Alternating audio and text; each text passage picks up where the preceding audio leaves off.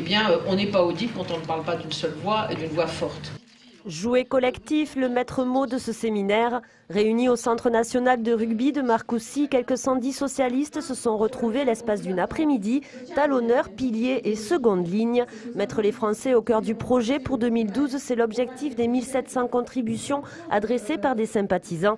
Et pour mieux ancrer cette nouvelle façon de travailler, un Tour de France façon démocratie participative prévu dès la rentrée pour aboutir sur une convention en janvier prochain.